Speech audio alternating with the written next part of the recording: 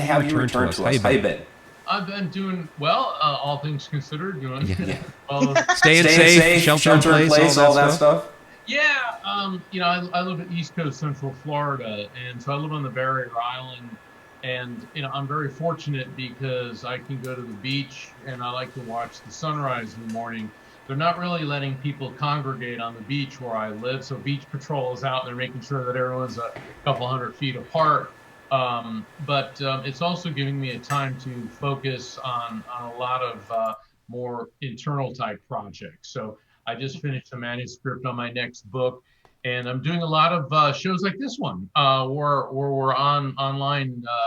And what's really nice, Mike and Vanessa, first off, thank you for having me on the show. Thank you. It's great to be back. I can't believe it's been a couple of years. I mean, because I see you guys in cyberspace all the time, and it's really great. But what I think is really wonderful about the technology that we have is I decided to take my 2020 Visionary Tour. We had the Mark Anthony 2020 Visionary Tour and go virtual with it. So I appreciate you having me on the show because I want to, continue to discuss things and do mediumship readings and also lecture topics. I've got a number of them coming up. So I think that this is time for all of us to take advantage of this interconnectedness that technology does for us. You're absolutely right. And that was the one thing that I have found fascinating is people, you see it a lot on social media. They're very upset. They're very upset because they can't do the things they want to do and be out in public. But personally, granted, albeit a very weird way, we've received a gift. We're still able to connect. We're still able to communicate, but we also have time for self-reflection that we wouldn't normally have in our busy day-to-day lives. And we are a million times more blessed than those that went through the Spanish flu that were stuck in little rooms, no TVs, no telephones, no internet, no nothing. It amazes me that people are still complaining about it. I'm shocked. Well, I understand because so many people are out of work right now. I mean, this is the most people out of work since the Great Depression. Mm-hmm. But I'm one of them. Well, unlike the Great Depression, it's not that the economy ran itself into the ground. This was an external threat which came in. And when we are able to get things under control, I believe the economy is going to rebound and we will recover. And if history taught us anything, bad times always come to an end. Now, in the meantime, for those folks who are out of work, it is very difficult, and they are getting desperate. I don't blame them for what they're going through. But this is also a time there are some things that are beyond our control, and while we cannot change the fact that this pandemic is happening, what we can do is what we have control over is our emotional response to it. Yes. And drawing upon the past is extremely important. I mean, there's a lot of people out there saying this is a hoax and it's ridiculous and that they all want to congregate. And I understand their frustration. But at the end of World War I, which officially ended in 1918, a lot of people in the United States all went out to the streets and all started to celebrate. And that was during the downswing of the Spanish flu pandemic. And then it started to spread again. In fact, the Spanish flu then killed more people than died in World War I. And that's millions. And so we have the benefit of that history. And so social distancing at this point, as inconvenient and as frustrating as it is, the only way to prevent this is to not get it, not spread it. And very true. Yeah, and there's a spiritual ramification to all of this too. Vanessa and Mike, for the first time in human history, all the medical experts and bioscientists in the world are working together for common purpose. This is unprecedented. This has never happened before. Our brain trust is all working because planet Earth now has a common enemy. Now we're finding that it's spreading into dogs and cats. And more people have died in the United States as of today from COVID-19 than we lost in the Vietnam War. So what this is teaching us is that if we put our scientists working together, because scientists like to share information, scientists and doctors, like Doctors Without Borders is a beautiful organization, and you get all of our medical experts, all of our biologists, all of our chemists, all of them working together. What this shows us is not only will we find a vaccine and treatments and contain this, but it's also showing planet Earth that we can combine our technology to solve the planet's problems. We can come up with cleaner sources of fuel, either cleaning up fossil fuels or going over to something completely different, which we have the technology for. We can increase food production. We can work to control population growth in positive means. What we saw just on Earth Day was phenomenal. The skies are cleaner, the water's cleaner. For the first time in hundreds of years, dolphins have been spotted in the canals of Venice. That hasn't happened for something like 500 years. Yeah, that was really amazing. Yeah, the people of Mumbai, India, can actually see the mountains, which before all they saw was smog. And animals are returning to sections of national forests and parks that haven't been seen in those regions for a century or more. So what we're learning is that if we work together, instead of putting our scientists into how can we blow each other up and eliminating this us versus they syndrome, because that's been the plague of humanity. We're better than you. We have a better religion than you. We're racially superior. We're blah, blah, blah, blah, blah. Unlike human beings, this disease is not a bigot. It doesn't discriminate. It kills everybody. Okay. And yes, many, many people survive it, but it's so devastating that it has forced humanity to work together. So yes, it's negative, but something positive is coming out of this, and it's showing us that technologically we can work together. Exactly. And I mean, I can't lie and say that I don't have fears about it. Sure. There's a very real possibility. I'm one of the people that's out of work. I'm still waiting on my unemployment, and it's been 5 weeks. Still waiting on it. So my savings is gone. But there's a very real possibility I'm going to be at work on Monday. Now, what you need to know is I'm a dental assistant. I'm in the #1 category for exposure. #1. More than a doctor, more than a nurse working directly with a COVID-19 patient, because I can't wear a biohazard suit. Wow. So, yes. And so that's something I get to look forward to as soon as Monday.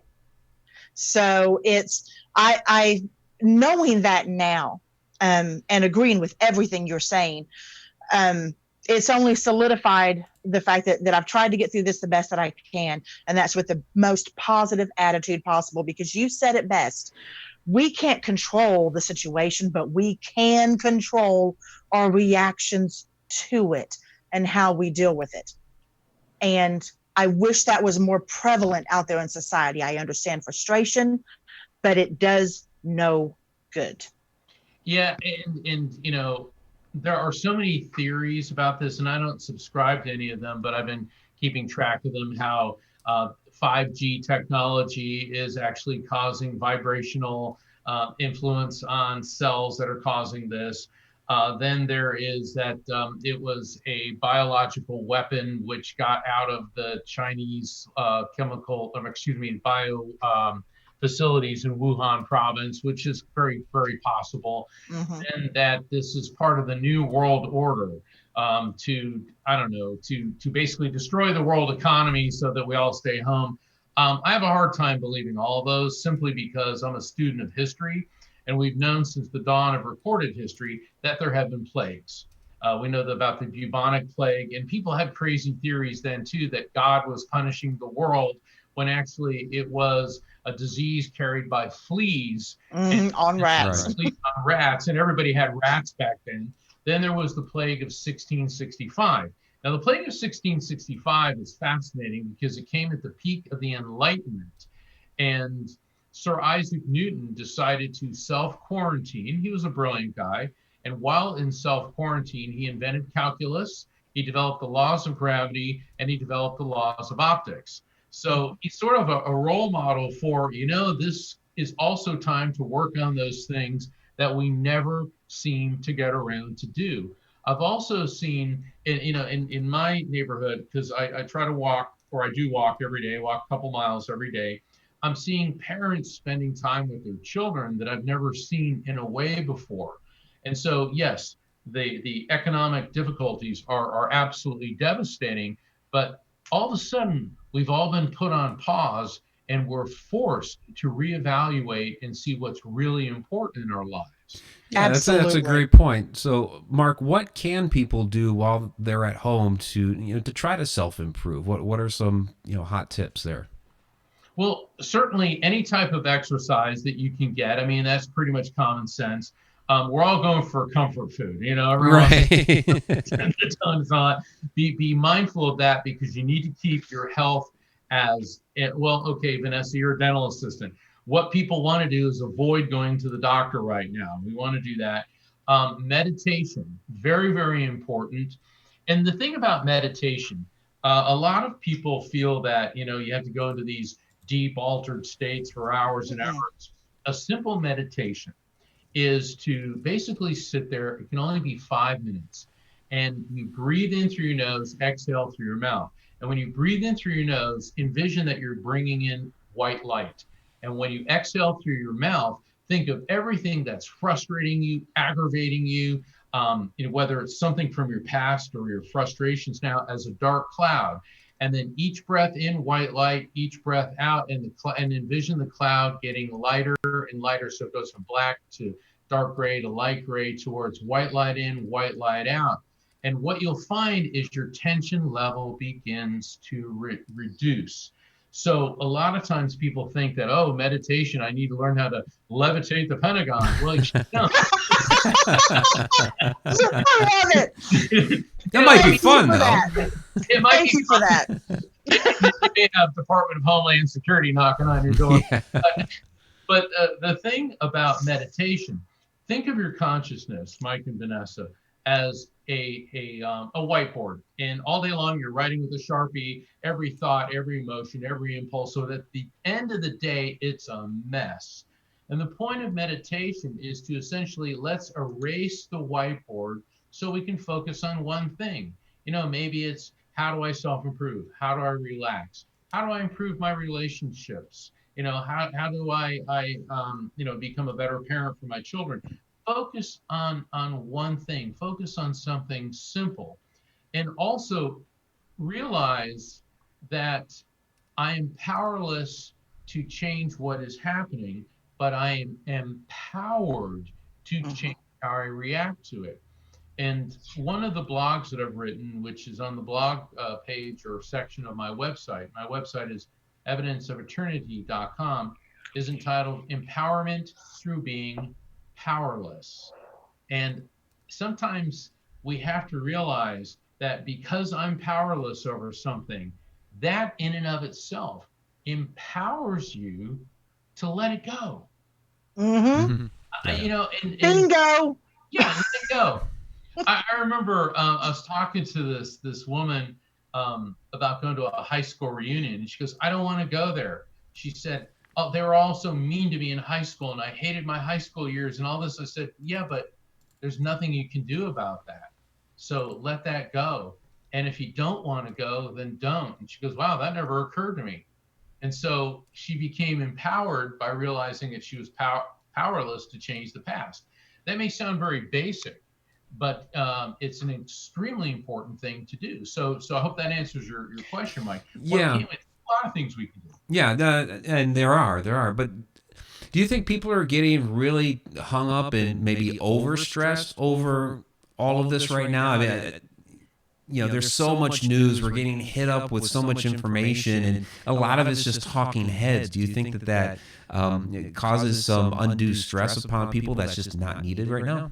Oh, sure. I mean, you turn on TV, it's COVID, Yeah. You turn on the radio, it's COVID. I mean, a friend of mine, she put up on Facebook, she goes, does anyone know a good movie on Netflix? And I had to restrain myself. I go, yeah, there's a movie called Pandemic.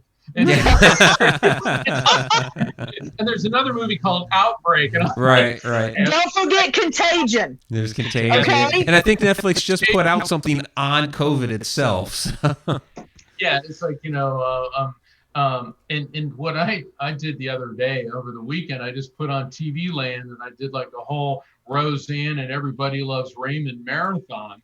And I realized I was laughing at, this mindless comedies all day.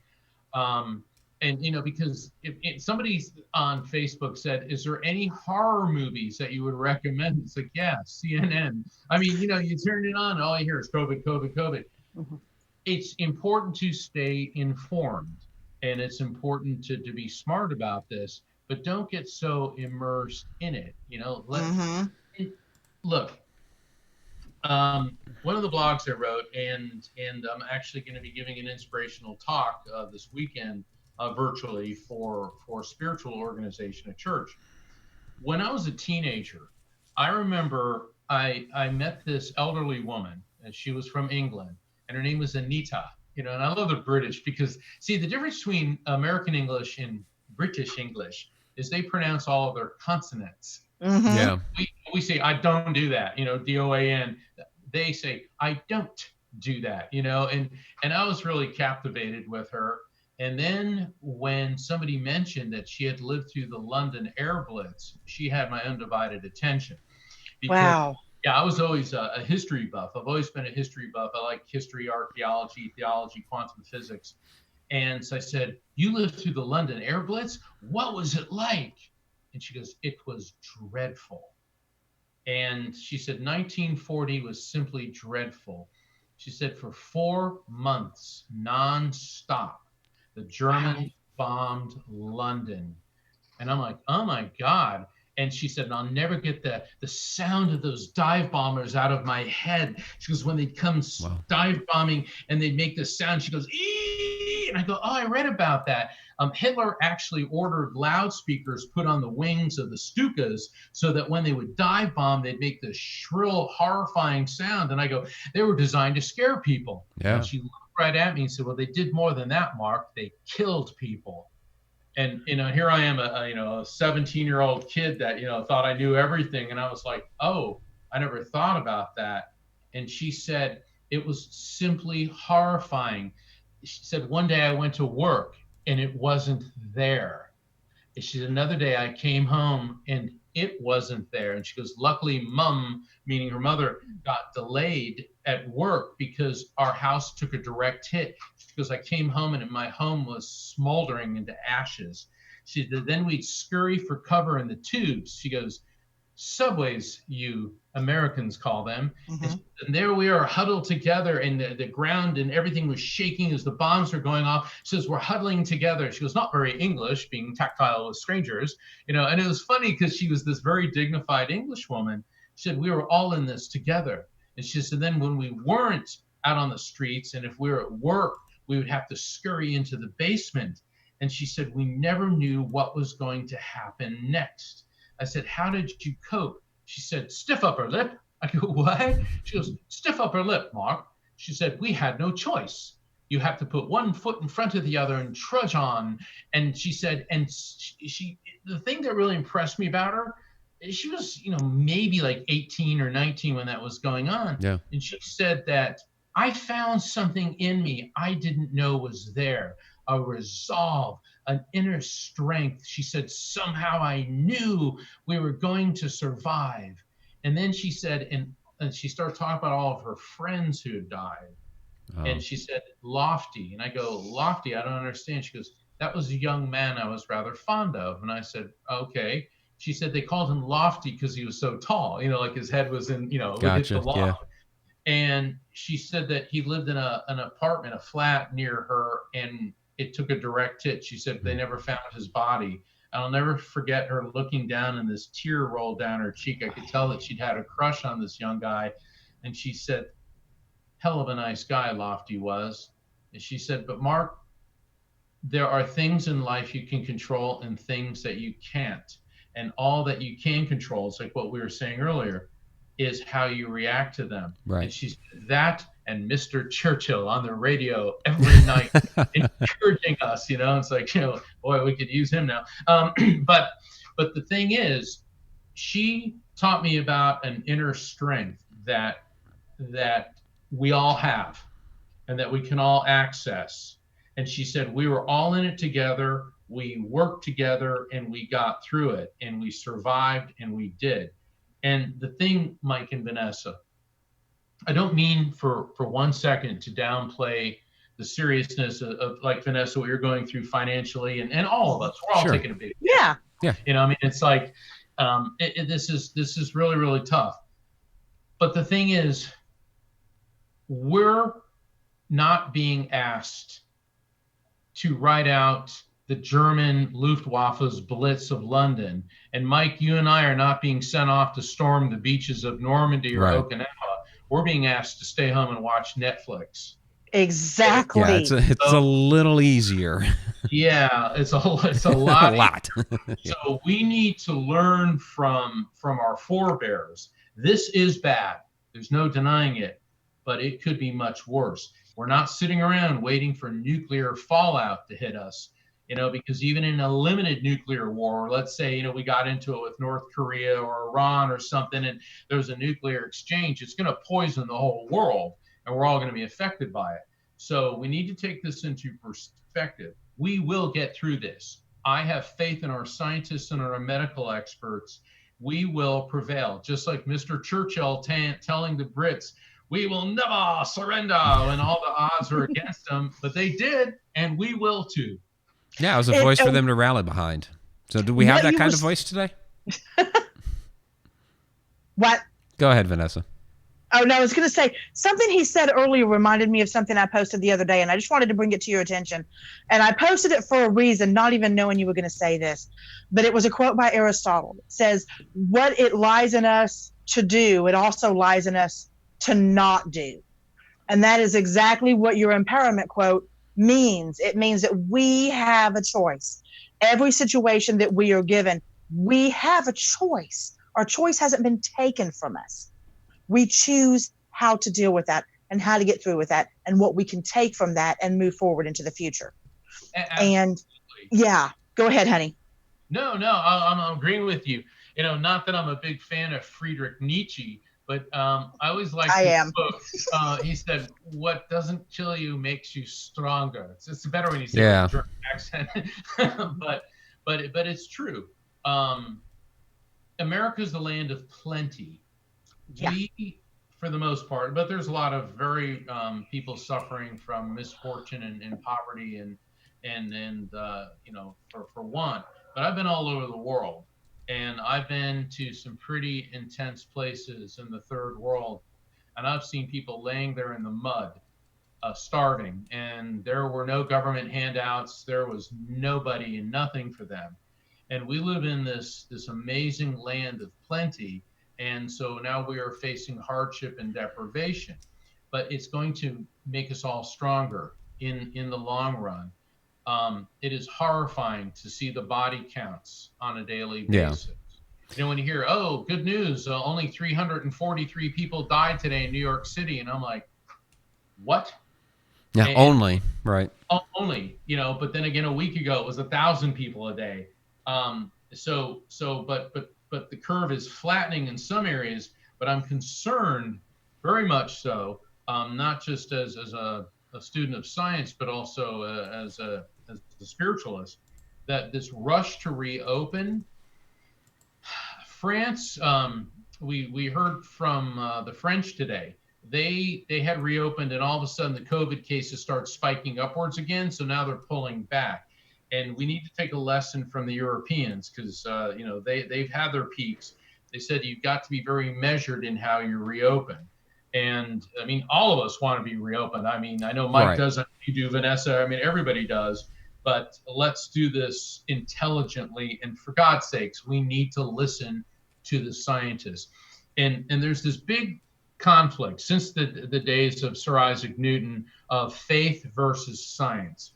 And for centuries, it's been split into two camps. You know, the faithful look at scientists as heretics and atheists, and the people of science look at people in religion as following a bunch of mythological superstitions.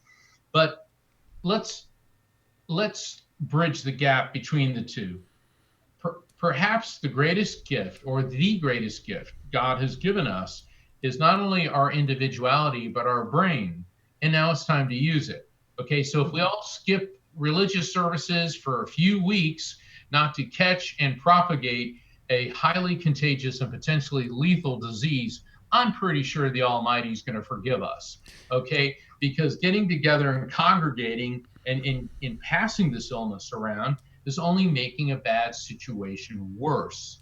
So I think it's time that we listen to our scientists, but we still have faith that the guidance, the love, and the light that is God will guide us through this. Yeah, and I think I think people are getting frustrated because, I mean, yeah, large congregations, I think we can understand that. My son's graduation is, continuously being postponed further and further into the summer. My niece's was basically completely canceled. I think we can understand large gatherings like that.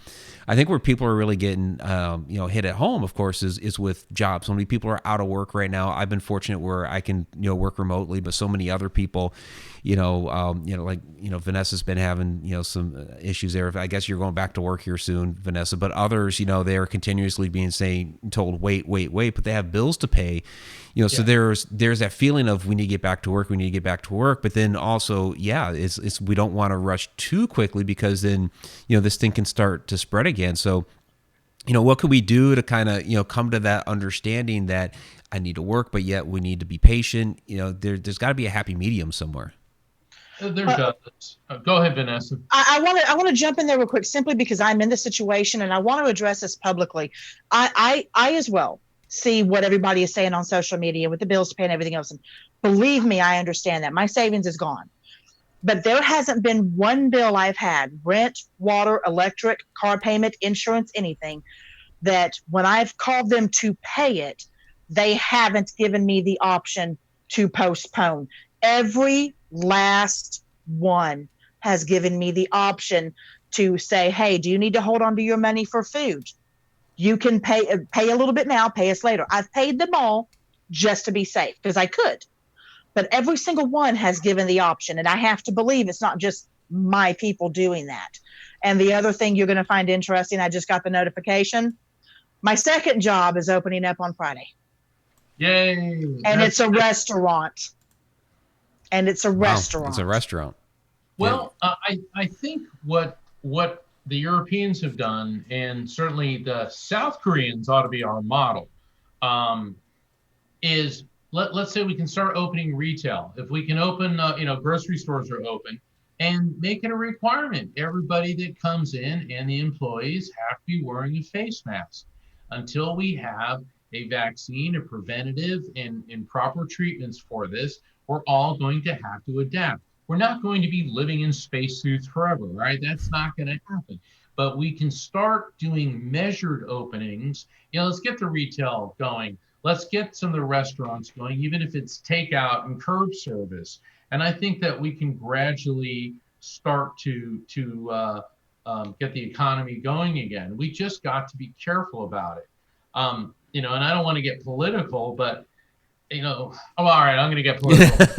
Go ahead. Just do it. Say it. All these huge corporations have billions and billions of dollars. Now, if people on an individual basis are told that, okay, you're supposed to have in your savings 6 months of overhead, of bills for lean times. Well, how come these multi-billion-dollar corporations don't have 6 months worth of operating expenses saved up? I'm sure that they do. And I understand the government's philosophy of let's bail out these big corporations so that people will have jobs to go back to.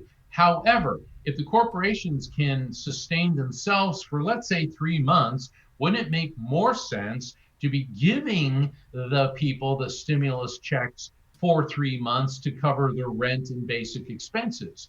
Or order some type of deferment where you don't have to make credit card payments or utility payments simply for 3 months. Just give a deferment. And then when the 3 months is up, don't say you got to pay the last 3 months. Just start it from there. And I've heard economists say that they can do this, and basically it'll give everybody a 3-month breather. And I just don't understand why that isn't happening. So for anyone in an elected office that can do something about this, that is hearing me, give it a shot. Because that's why people are so afraid. And like, Vanessa, you've got 2 jobs. where you're going to have to be up close and personal with people. All up in people's business right there. Yeah, yep. That's scary. Mike and I, we can kind of work from remote. I mean, the vast majority of mediumship readings that I do are telephone readings because they're just as accurate as in-person readings because they're moving at the speed of light, quantum electromagnetic energy. And as a public speaker, I can do this. And Mike, as the investigative work that you do, we have the ability to do this. But for the people like Vanessa, you represent so much of the workforce that you have to be properly protected. And that's why the face shields. I mean, in Denmark, Lego, and first off, I didn't know Lego was a Danish corporation. Yeah. They started making plastic face shields. Instead of making the Lego pieces, they retooled. Oh, nice. And I liked hearing one of our whiskey companies started making hand sanitizer. Well, they make alcohol. Okay, there you go. You make a few things. There you go. Ford and GM are making ventilators. I mean, it's like this. This is it's the type of thing they used to do back during World War II. They would, repurpose these factories for other means to help support the effort. And it's nice to see some of these companies doing that now too. Absolutely, and I think that that's what made America great is the fact that we're an ingenious country. We're a frontier country. We put this together. We're innovative. We adapt. Okay, so we've been the land of plenty for so long, but you know what? We're starting to see that good old innovative American spirit is still there, and that's why if we do this properly. If we get the proper PP, the personal protection equipment. Yeah, we get all that in place. I think we're going to do this, and we need to give our scientists the chance to create the vaccine. Now, I know there's a lot of people that think Bill Gates is some sort of James Bond villain that wants to inject people with a chip and all this. And if you want to believe that, have at it. But the thing is, like I said, I've been to many places in the third world. And I'm really glad that before I went, I got yellow fever inoculations, hepatitis A, hepatitis B, and taking malaria medication. I was in the Amazon in some of the deepest, darkest places. There was no electricity, no running water. And we go into these villages and the people, they're wearing loincloths and they're covered in bugs and mange. There's this feeling that, the Amazon, it's like this utopia. No, it isn't. All right. It's absolutely beautiful. I mean, it's absolutely beautiful from a nature standpoint, but from a human standpoint, I was in a number of villages. I didn't really see anyone over 30. And we were asking them, where's the old people? And our guide, they'd say, well, there are no old people. That's because they don't live that long. Right. And the thing is, the flu kills people there. The common cold kills people there. And so I know there's a lot of people that are anti-vaccine, but I have been in those places where the vaccines are lifesavers. So, that's my experience. If you don't want to do the vaccine, if you think this is all a hoax, that's the other beautiful thing about America. You have a right to be an idiot. So have at it. Well, and you bring up a really good point, and I would love to ask two intelligent men right here this question. I have never in my life heard anyone say anything negative about Bill Gates ever till now.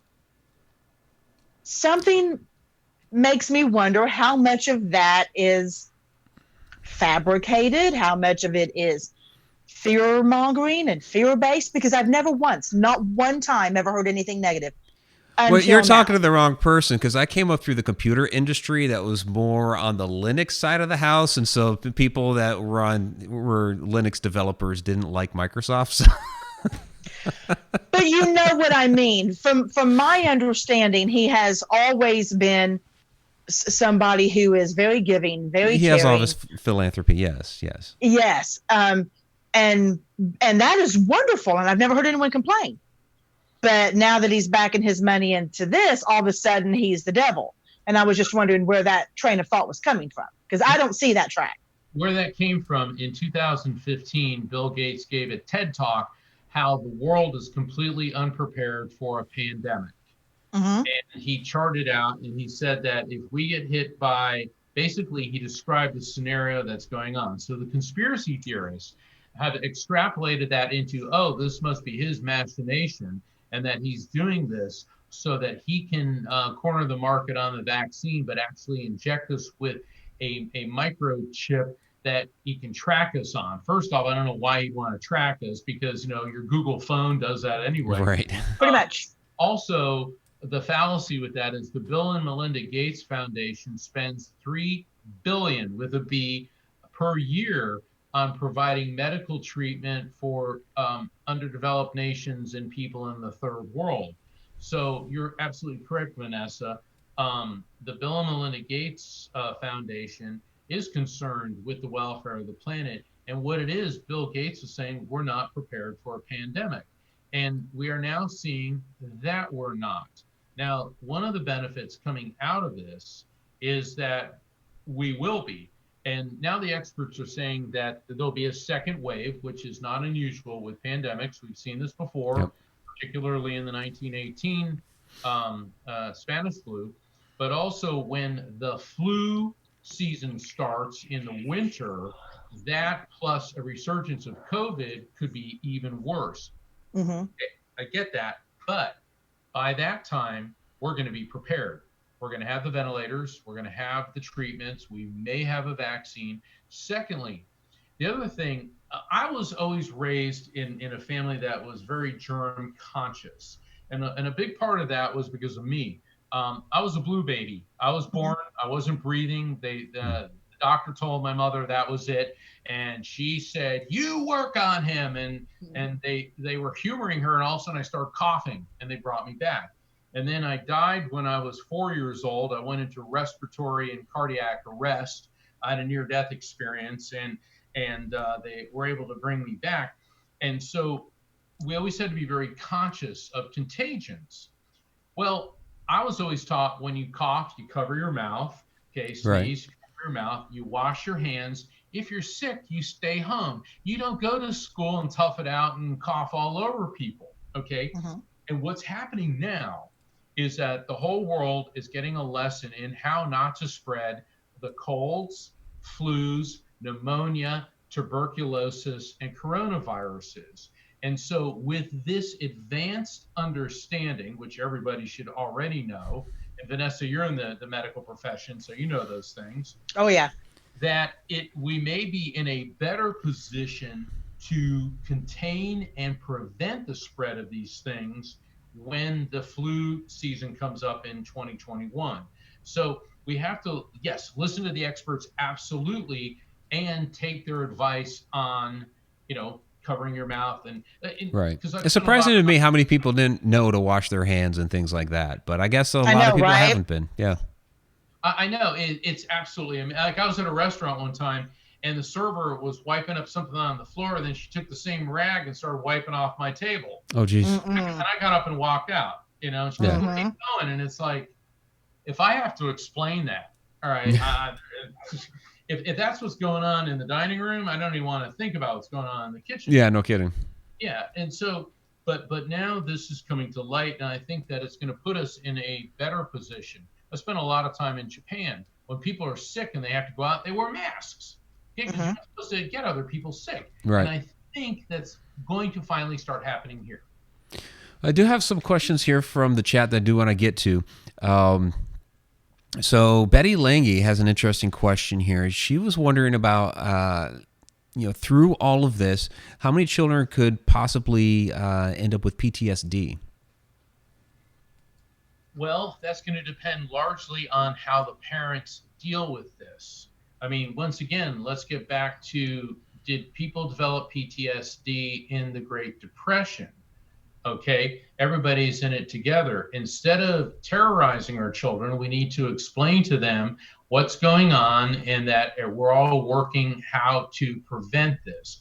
Because PTSD, post-traumatic stress disorder, that usually comes when somebody sees a violent death or something horrible happens to them, like being raped or beaten to a pulp, or they'll see a horrific accident. Certainly, military personnel and first responders.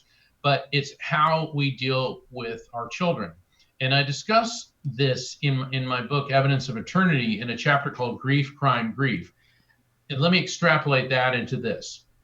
With grief crime grief, in what I found as both an attorney and as a psychic medium, that in the developmental stages of a person's life, whether they're a child, teen, possibly young adult, an unresolved death, in other words, a sibling, a parent, a grandparent has died, and the family doesn't deal with it. Oh, don't think about it, don't worry about it, because people assume, oh, the child's so young, they won't remember. Well, they do. Yeah. And you can't ignore something like that. So the grief then leads to impulsive behaviors, addictive behaviors to take the edge off the pain, drinking, doing drugs, acting out, and that can lead to behaviors then that inflict grief upon other people. Exhibit A, drunk drivers. I've never met an alcoholic or a drug addict who is a happy person. Yeah. They're self-medicating, okay?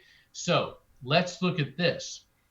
If you work with your children, talk to them, find out what they know about this, what they understand. Are they afraid? Why are they afraid? And have open and frank discussions. Let the child express his or her fear. Let him or her cry if they need to. That's how you will create a loving and supportive system that is going to head off at the pass post-traumatic stress disorder. So I hope that answers the question. Oh, that was a great response. I do have something to ask you that's associated, because you mentioned the Great Depression, and I remember with my grandparents coming out of the Great Depression. I wasn't around back then, but I remember the stories and I remember how they were. It was a long time before they trusted the banks again. They did become, a bit of pack rats, and I won't say that they were hoarders or anything like that, but there were a lot of things that they, hung on to and clung on to and kind of store up for a while. So, what do you think that we're going to have going forward from here, as far as like some of our tendencies from our generation? Are we going to be, hanging on to extra toilet paper and water here for a while? I think it's, well, I like I was saying earlier, I live in East Coast, Central Florida. I've been through 15 hurricanes and 3 tornadoes.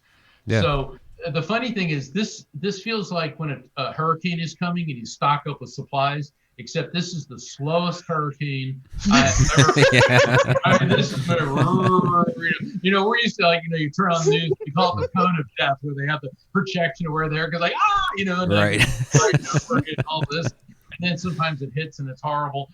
Tornadoes are the worst, because it's just like, total annihilation. But I think that this is going to make people more conservative in their financial planning. Also, with the Great Depression, the banks failed. They also didn't have the Federal Reserve then, Right, the way we have it now. So the Great Depression also prevented people from buying stocks on margin to the extent that they did then. Yeah, I think back then all you had to do is have 20% down, and you could leverage 80% of a stock. And then when the stocks crashed and everything came to that, brought the market down. Similarly, in 2008, when the economy crashed, what was happening then, the Bush administration, and they had a very noble goal of everyone needs to own a house. Well, the problem is they were making mortgages available for people who couldn't qualify and Right. really have a mortgage, and people were taking like 150% of what they really needed, and instead of buying a house with it, they're buying widescreen TVs and cars and all this. And then when the real estate market crashed, it basically was another form of the Great Depression, except for the real estate instead of stocks. But this time, the economy didn't tank because we ran it into the ground. This was from an external threat. Yeah. So essentially, the economy is sound. It's getting like people like Vanessa back to work, getting people like Mike and I, that where we don't always have to stay home, get back out, doing these type of projects. And it's also, Mike, going to depend entirely on how the banks handle things and our financial institutions handle things once we do go back to work. If they start jacking up interest rates and really sticking it to us, it's going to make people extremely distrustful of the financial institutions. So I think it's incumbent upon them to be very, very careful and very gentle with the American people. We're a forgiving nation. However, we also don't forget. Yeah. So I think those are going to be the repercussions. I want to expand on that just real quick, because it's something I've actually given a lot of thought to, and I'm a little bit concerned about it. Is I know that once we start to come out of this, and you're going to have your small businesses, and you're going to have your individuals who aren't going back to work full time or have completely lost their jobs and can't stay on unemployment for whatever reason, and they, people are going to be needing loans. And I have actually worried that we might fall into a situation very similar to what you just described when you're talking about the real estate market, is that they are going to get money back into society and get people shopping again and everything, that they're going to be approving loans that should not be approved. That is a very real concern of mine. Very valid point. I think when we're able to reopen and the crisis subsides, I don't think we're going to immediately bounce right back to where we were. I think it's going to take the better part of a year, but we will rebuild. I mean, it took World War II to get us out of the Great Depression. I'm really hoping that. Well, here's the thing: World War III is going to basically destroy the entire world, so there will be no bouncing back from that. So I don't think that it's going to be a war that's going to bounce us out of this. I think what's going to require is, yes, issuing loans, but also maintaining interest rates at lower levels, and also by doing more stimulus packages. One of the things that I have liked hearing out of the White House is that we really need to rebuild our infrastructure. Now, that would be very key to getting a lot of the things in this country going again. Let's repair our roads, our hospitals, our airport. Yeah. I mean, I was in Hawaii and, I was in Maui and I'm driving over these bridges, it's great, and then I'm hearing that these bridges are over 100 years old. And I'm like, oh my God, it's like pouring rain and there's waterfalls. That doesn't sound safe. Yeah, we should be driving on 100-year-old bridges. These things need to be repaired. And also we need to be using American steel, American concrete, American-made things. One of the things, and I don't mean to sound like an ultra-nationalist, because I realize it's a global economy. But when we start hearing that a lot of the drugs that we need are being made in China, and that all these essential things are being made in China, one of the many reasons that we won World War II is because the United States could outproduce any country in anything. Yeah. I read Dwight D. Eisenhower's book about invading Europe. And he said when he stood on the beach of Normandy and saw all the destroyed equipment, trucks, tanks, artillery pieces, he said no other country on earth could have withstood that type of material loss except for the United States, because we can replace all of that. So I think, Mike, following up on your question earlier, what's going to come out of this? There needs to be a rethinking of, we need to be making more things here.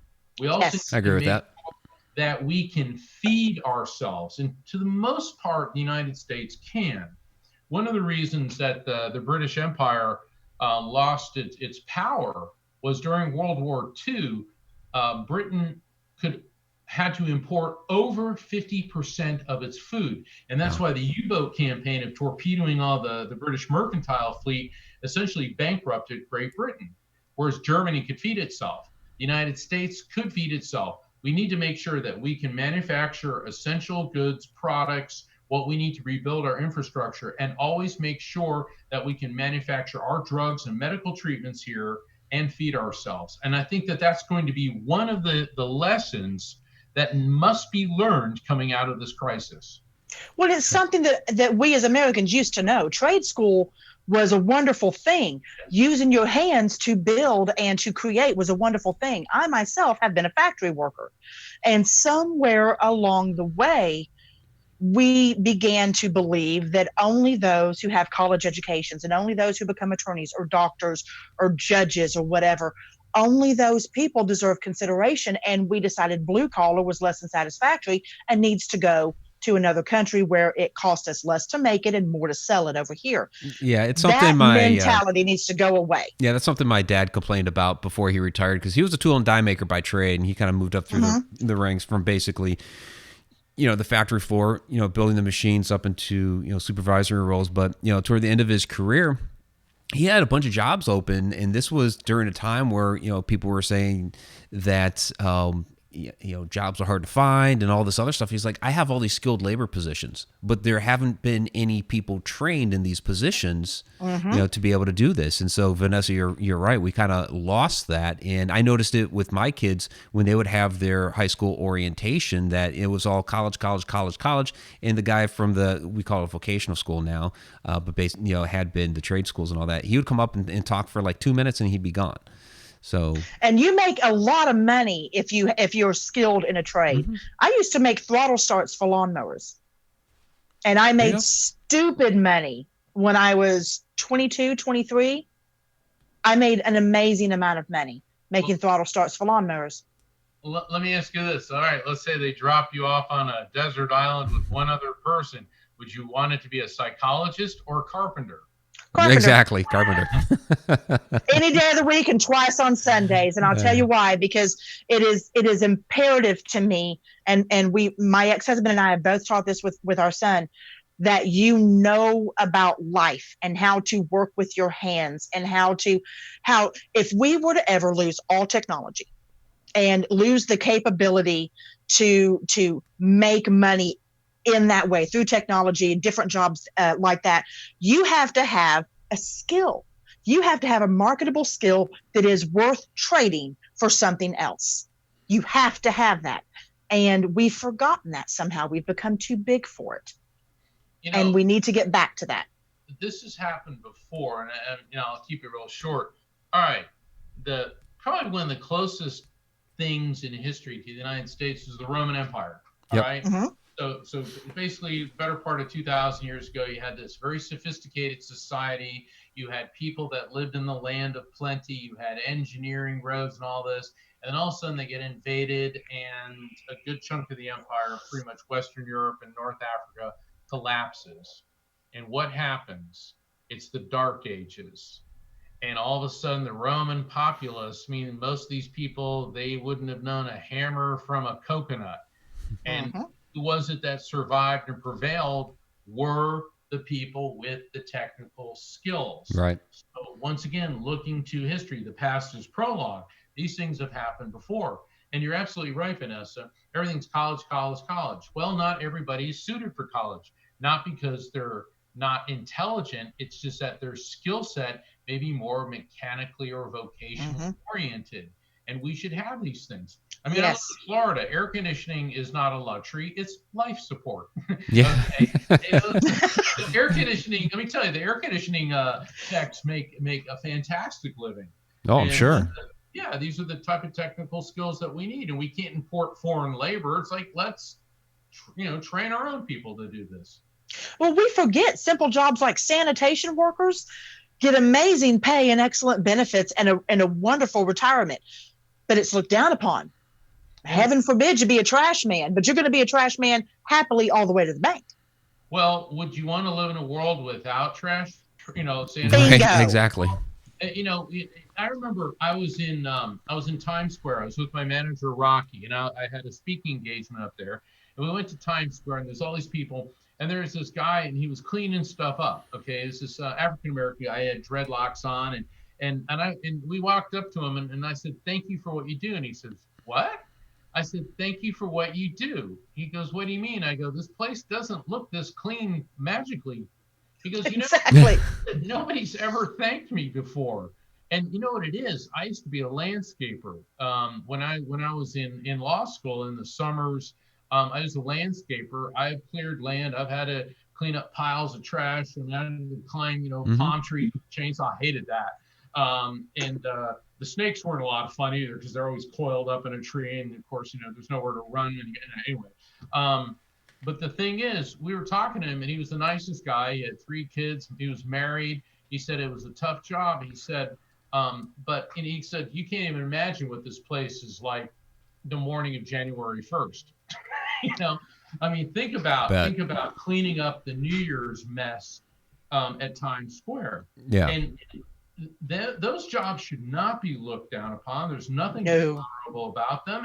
And who would want to live in a world without these people who are doing these essential tasks? Exactly. Well, we've learned. That is something that needs to be taken out of this entire situation.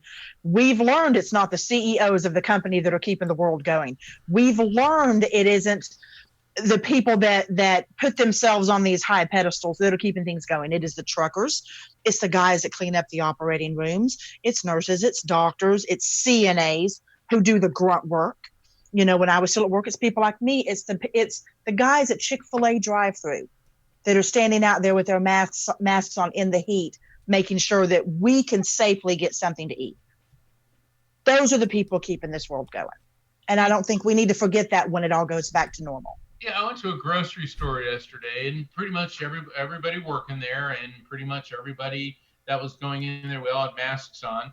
And there was a cart, and I took, the shopping cart and I brought it up. And the young lady that worked there, she goes, "Well, thank you." I said, because we have a pandemic doesn't mean we shouldn't be polite. And we both started laughing, because a lot of people are like, it's like, look, everybody, let's just bring it down a notch. All right, nobody likes this. And look, this whole conspiracy theory, this is the new world order. I will say this for Mr. Trump. There is no way he would run the economy into the ground because it would make him look bad. All right, so that's trying to get reelected. Yeah, that's something he would not do. Okay, so let's at least give him some credit for that. Also, I can't really think of any world leader. Does China really want to run the world economy into the ground? Yeah, they're our adversary, but by destroying the United States economy, it's like cutting off your nose to spite your face because they make more money off us than they do anyone else. Yeah. And, there's all these theories that, Russia's behind it all. They're the ones that let the virus out in Wuhan province and all this. And it's like, right, but doesn't, Russia and China have a 5,000-mile border? So it's going to kind of go from China into Russia. So there's all these insane theories about how this is some type of conspiracy. It may be. I like to be open-minded, but the fact remains this has happened before in history. It's just now because of our advanced technology and our news interconnectedness, we're aware of COVID from Scotland to New Zealand. Right. Whereas back in the Middle Ages, it was this mysterious plague that came, and obviously it was God was ticked off at, whatever. So anyway, well, once again, let's listen to the scientists, but have faith in God to get us through this. There you go. So I have a couple more questions here. We only have a few more minutes, so a couple more questions here from the viewers. Kind of back to the note on children. Tom McNicholas was asking, I help teach high school kids with disabilities. How do I get them to understand what's going on? Well, it depends on the type of disability that they have. It's like, I know a number of people with cerebral palsy, and people think because of the way they speak that they're somehow not intelligent, which is absolutely not the case. Right. I think just sit down and explain to them in terms that they will understand that what's going on. The truth. So many people say, "Well, I shelter my children. I don't want them knowing about the world." My parents didn't have that philosophy. The world is a dangerous place. I like what J.R.R. Tolkien said. It's a dangerous business going out your front door. Okay, and it is. It is. Yeah, it is. I mean, you don't know when you drive off in your car, you walk down the street that something may happen and you're never coming back home. At least not in the physical sense. But sorry. But I think being direct and being truthful, also with people that have disabilities, patronizing them is the absolute worst thing you can do. Mm-hmm. Every life matters, every life counts, and they deserve as much respect as anybody else. There's an old saying that everyone in the world is my superior because I may learn something from each one of those people. Yep. And if we start looking at that, I think that that's the way to approach these students. Great. Agreed. And one more here from Betty Lange, and then we'll wrap it up. Mark, do you feel that the psychic vibrations have changed from COVID-19? Absolutely. And it's what I was talking about earlier, how we're being presented a lesson on a global basis that if we start putting our brain trust, our scientists, and our experts working together, that we can solve global problems. In the spiritual field, we always talk about we're all energetically interconnected, and we know that from quantum physics. Mike, I know that we've had that discussion before. Yep. Now we're seeing it. We're all interconnected because we are all facing a common threat. And so it is a lesson humanity is learning, that we truly are one human family. And this planet is the only place we have to live. So it's time to start treating each other with respect and treating Mother Nature with that respect. Absolutely. Yes. Absolutely. All right, Mark, really appreciate having you back on the show. The time went by quick, but we always appreciate your insight, especially into matters like this and during a time like this. So how can everybody find you, get a hold of you, and your website, books, all that stuff? Well, my website, evidenceofeternity.com, and you can sign up for my newsletter. You can get my books through my website, Never Letting Go and Evidence of Eternity. So the website's like the book, Evidence of Eternity. And Vanessa and Mike, I'm making an offer, extending an offer for your listeners. If you apply for a phone reading and you mention Edge of the Rabbit Hole, or you mention Mike or Vanessa, my staff is going to extend to you a reduced fee session with me. Oh, fantastic. Yay, that's wonderful. Well, we all have to do our part here. And so, but you got to mention Mike and or Vanessa and Edge of the Rabbit Hole that you're a listener, and I will extend that courtesy reduced fee session, because now more than ever, people are frightened and they need messages of love, healing, and resolution from their loved ones in spirit. And it is my honor to facilitate those connections. So I'd also like to thank all the listeners of Edge of the Rabbit Hole. Thank you for tuning in. It is an honor for me to work with Vanessa and to work with Mike. I look forward to returning and hopefully this year. Hope so. God bless all of you. Be safe, be smart, be well, and use the gift God gave you in approaching this situation. Fantastic. Absolutely. It was a pleasure, Mark. Yes, as always, definitely a pleasure. So you take care, Mark, and enjoy your evening. We'll see you back soon. Bye-bye.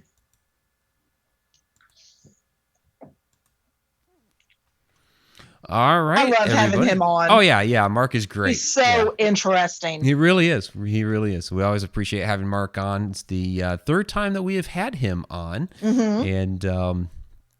And somebody's trying to sneak into the room. Do what? Somebody's trying to on the back end. So we'll just remove them.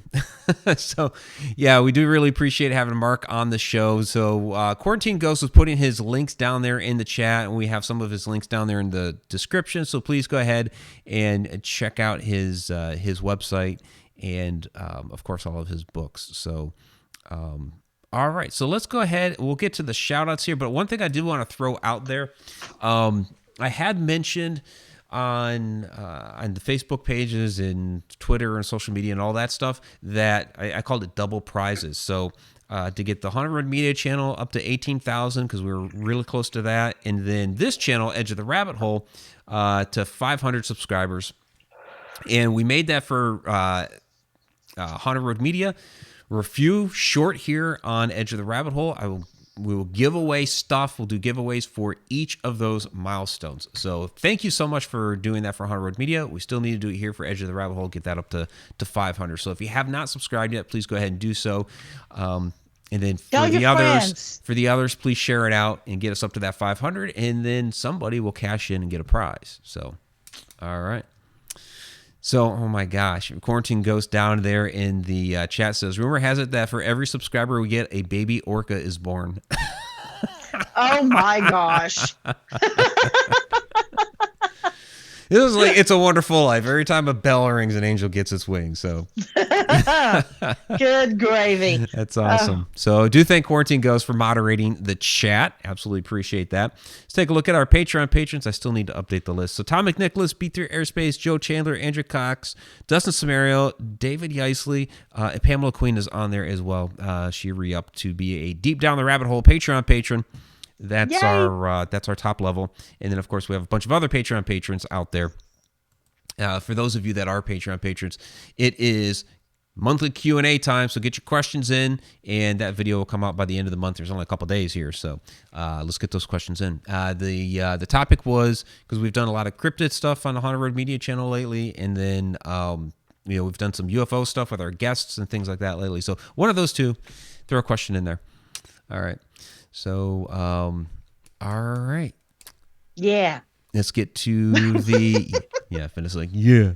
Yeah. Oh, Vanessa, there was a question for you specifically from Lambie Pie 25. Are they going to screen your patients at the dentist?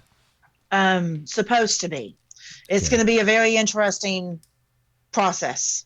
So, and like I said, I don't know exactly how they're going to do it, but it's just I'm going to be there, and nothing I can do about it. Gotta have work, but I might use that little thing that I saw somebody make on Facebook where they take a headband or like one of those tennis hats and put one of the plastic things that you put papers in and attach it to the one that I liked was the clear saucepan lid inside the hoodie.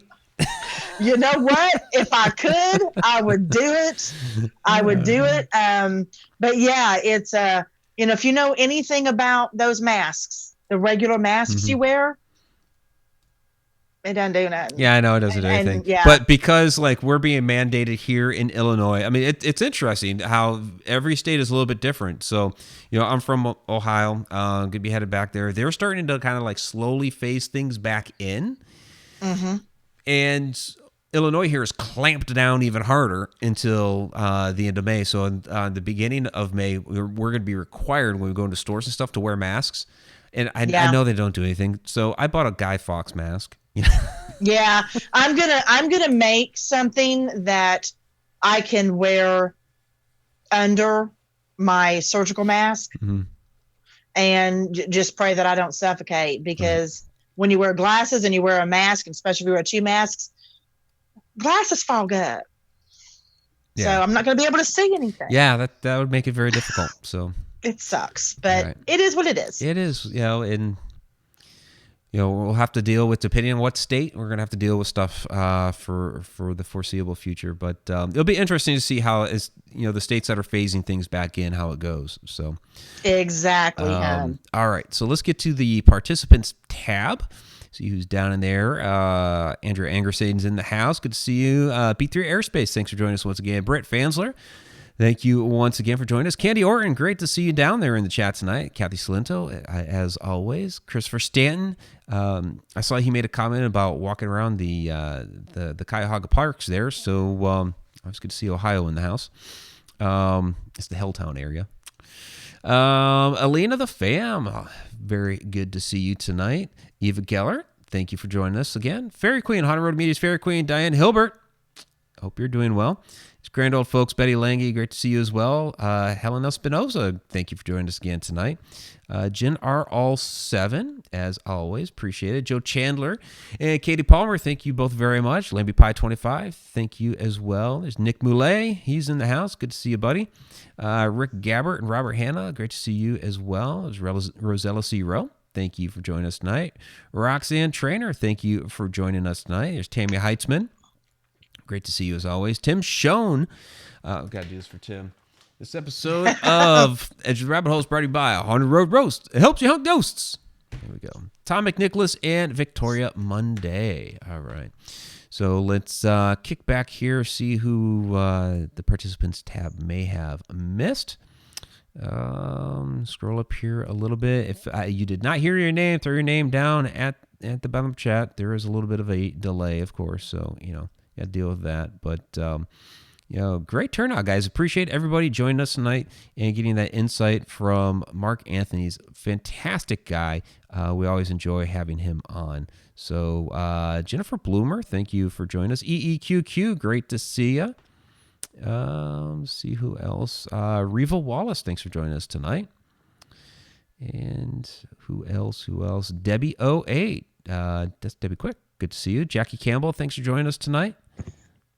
And who else is in here? All right, I'm going to scroll back. down. And Jill Nimchinsky. Okay, gotcha. Gotcha there. Katie Palmer, I think. And I think that's probably it. So, all right, everybody. So we have, Beyond the Shadows coming up next. So stay here on the channel. I'm going to be talking about, I called it supernatural DNA. So we're going to be getting into like genetic memories and cellular memory, past life type stuff. I talked about this a couple years ago and on an old Inside the Upside Down episode, so I kind of wanted to bring it back here into Beyond the Shadows and just kind of refresh a little bit, and we'll see where it goes. So stay tuned for that. Just stay here on the channel. This will all update here very soon, and that'll be in about give me 10-15 to switch everything out. So and refresh the coffee and all that. So all right, see you guys in a few. Vanessa, take care. Say something about going tinkle. I gotta go tinkle. There we go. I do. I've been holding it. Oh, there's Leslie Fear. She came in right at the very end. I know she was messaging me during the show. She missed a good one. She'll just have to go back and watch the recap. And they're hearing all of this. I know, right? Right. I gotta go pee. All right. We'll see everybody on Beyond the Shadows very soon. Vanessa.